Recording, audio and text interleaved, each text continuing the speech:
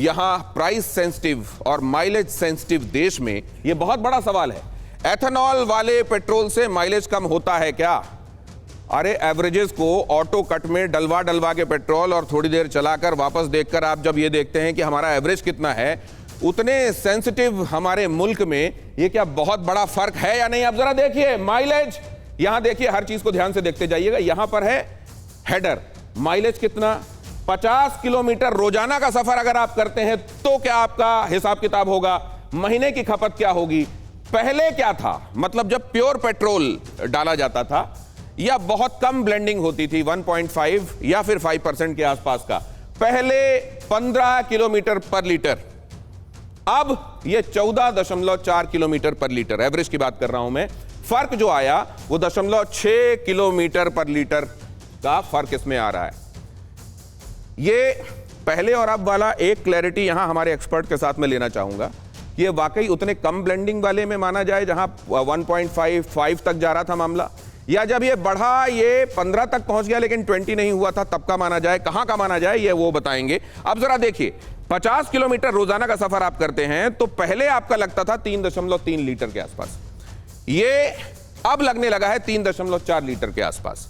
इस हिसाब से ये जो फर्क आया है 0.1 लीटर पर डे का फर्क आया है। लेकिन जब इसको माहाना आप कन्वर्ट करते हैं तो ये फर्क आपको बड़ा दिखाई देने लगता है। महीने के हिसाब से 99 लीटर की अतिरिक्त खपत आपकी होती है, एक और 3 लीटर की, माफ कीजिए, अतिरिक्त खपत होती है, क्योंकि एक पहले 99 था, अब 102 हो गया है, और इस हिसाब से 3 लीटर की खपत अब ज्यादा होने लगी है। ये अगर आप देखेंगे E20 की कीमत 102.12 रुपए लीटर के हिसाब से, ये निश्चित रूप से एक मिडिल क्लास के लिए प्राइस सेंसिटिव कंट्री में एक बड़ा फर्क है। अब ये अगर ऐसा है तो क्या वाकई एक बड़ा फर्क है और इसको उस तरीके से पहले परसीव किया नहीं गया क्या रोल आउट करने से पहले?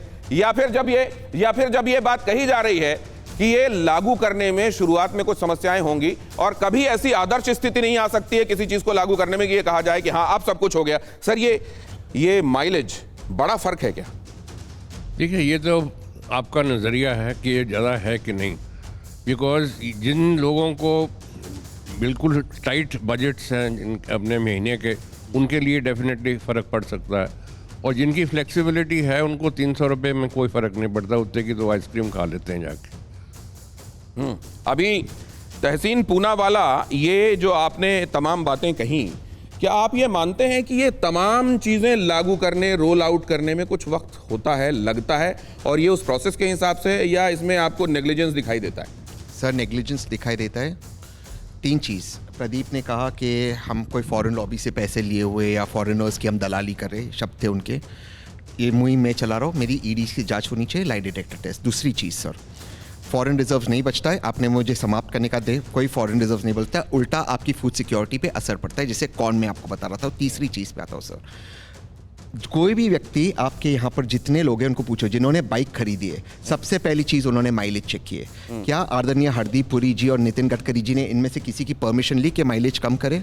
किसने आपको अधिकार दिया? और किस तरह के स्टेटमेंट्स हरदीप पुरी जी कह रहे कि फॉर्मूला की तरह गाड़ी चलाए, फॉर्मूला में एथेनॉल चलता है? साहब, फॉर्मूला के रेस में ये सारे यहाँ पर एक्सपर्ट्स हैं, मुझसे ज़्यादा जानकार है।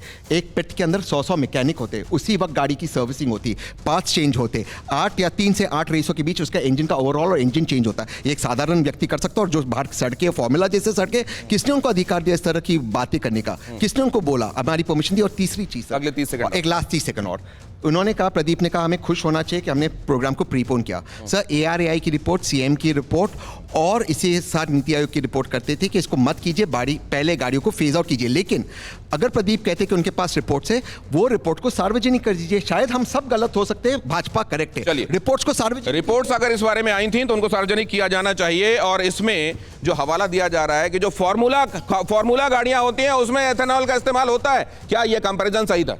मैं कहता हूं तहसीन पूनेवाला का लाई डिटेक्टर टेस्ट करा लीजिए कि इनके अंदर से पता चल जाएगा कि राजनीतिक आरोप लगा रहे हैं, ये देश का बहुत बड़ा नुकसान कर रहे हैं। क्योंकि पिछले 3 साल से, दिनेश जी मैं आपको भी कहता हूं, टीवी माइलेज कम होता है कि नहीं ये बताइए। है ना भाई, उनने भी राजनीतिक बात बोली, मुझे भी तो बोलने दीजिए। पिछले 3 साल से हर साल 20 करोड़ गाड़ियां जा रही है। टीवी 9 भारतवर्ष के हर रिपोर्टर को ग्राउंड पे भेज दीजिए, और अगर 0.0001% भी फेलियर रेट पिछले 3 साल में 1 साल में हो तो बताइए। तथ्यात्मक लॉजिकल बात करिए। पिछले 3 साल से 15% इथेनॉल ब्लेंडेड है, पहली बात। दूसरी बात, ये फर्जी बात कर रहे हैं, पिछले 12 साल से नहीं चल रहा है। देश के किसान, जिसके मक्का के किसान को 1200 पर टन मिलता था, 2400 पर टन मिल रहा है। 1,60,000 रुपए किसान को ज्यादा हुआ है, ये किसानों का विरोध कर रहे हैं। तीसरी बात, माइलेज को एक कांस्टेंट कॉन्सेप्ट नहीं होता है। किसानों का भला होना चाहिए, लेकिन क्या मिडिल क्लास की कीमत पे होना चाहिए? अरे भैया कहां हो रहा है? मिडिल क्लास की गाड़ी का एक्सेलरेशन बेहतर हो रहा है तो आपको फायदा होगा कि नुकसान होगा?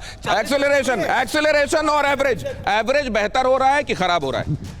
देखिए, एक तो मैं माइलेज सबसे पहले मैं रिक्वेस्ट करूंगा, इसको हम कंज्यूमर के नजरिए से देखें, पॉलिटिकल एंगल के नजरिए से ना देखें। फर्स्ट नहीं, हम भी यही चाहते हैं कि राजनीति में कहीं मुद्दा खो ना जाए, एक आम आदमी से जुड़ा हुआ मुद्दा खो ना जाए। माइलेज से जुड़ा हुआ बात इसीलिए आपसे करना चाहते हैं। ये बताइए, इसमें माइलेज घटता है बढ़ता है आपका ऑब्जर्वेशन? माइलेज जरूर घटेगा, क्योंकि केमिकल कॉम्पोजिशन ही ऐसे है कि उसका माइलेज घटना जरूरी है। और हमारे एक मंत्री जी ने भी बोला था कि जब इथेनॉल ब्लेंडिंग होगा तब। तो सर ये बताइए कि कीमत नीचे आ नहीं रही है। एग्जैक्टली तो दोहरी मार हो गई ना, माइलेज कम हो रहा है, कीमत नीचे आ नहीं रही है।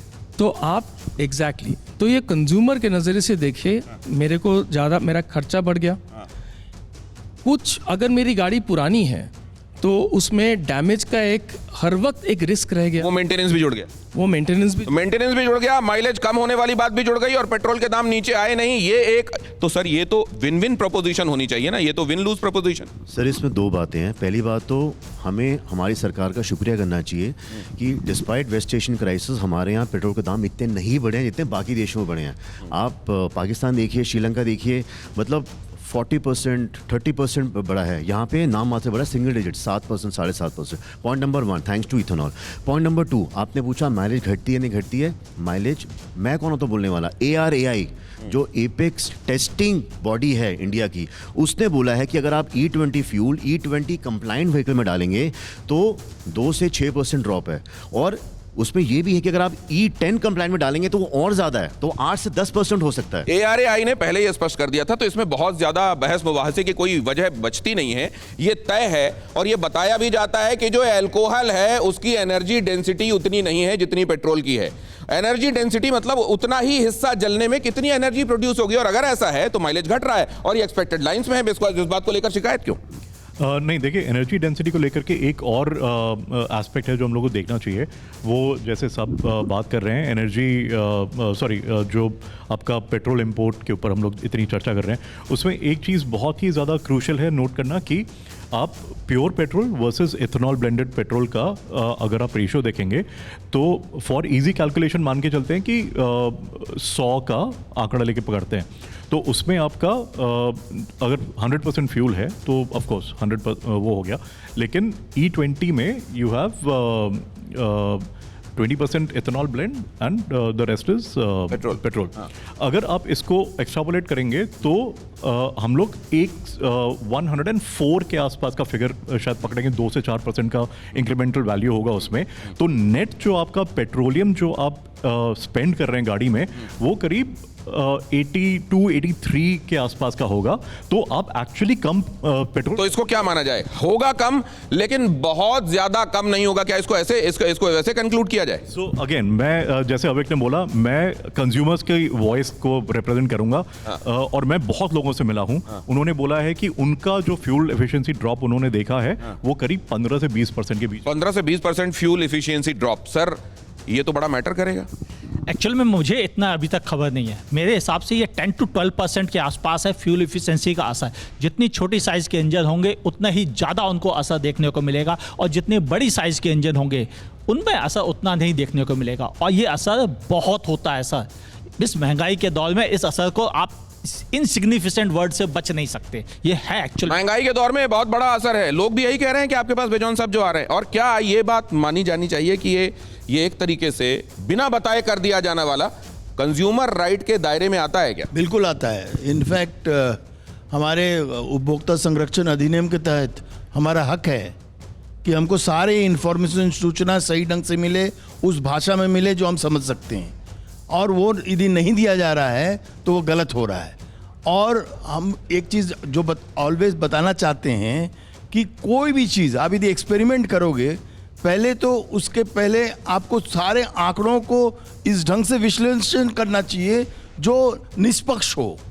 यूसी आप यदि मारुति का रिपोर्ट लेके तो सर ARAI ने तो निष्पक्ष ही विश्लेषण किया होगा ना? नहीं, अब आपको समझना होगा उनको फंड कौन कर रहा है। यदि इंडस्ट्री उसको फंड कर रहा है तो हम तो उसको निष्पक्ष नहीं बोलेंगे ना। हम ऐसा इंस्टीट्यूशन देखना चाहेंगे जो पब्लिक सेवा के लिए एक आकलन निकाल कर वो बता रहा है, एविडेंस देकर कि देखिए इतना नुकसान हो रहा है तो उस क्षति का पूर्ति होनी चाहिए। क्या आपको जवाब मिल रहे हैं आपके सवालों के? क्या जो क्षति हुई है इसकी पूर्ति होना चाहिए? क्या कॉम्पनसेशन दिया जाना चाहिए? अगर लोगों को बिना बताए पहले से भरोसे में लिए बगैर ऐसा किया गया है तो क्या यह कंज्यूमर राइट्स के दायरे में आता है?